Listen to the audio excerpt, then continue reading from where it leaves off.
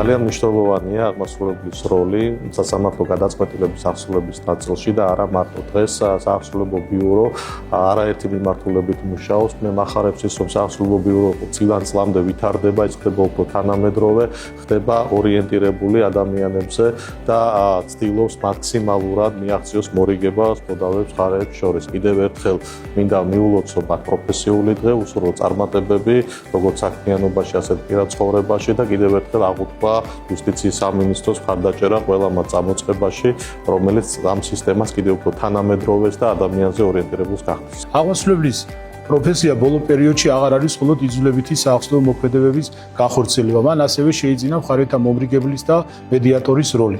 აღმასრულებლის როლი მართლმსაჯულების პროცესში მეტად მნიშვნელოვანია.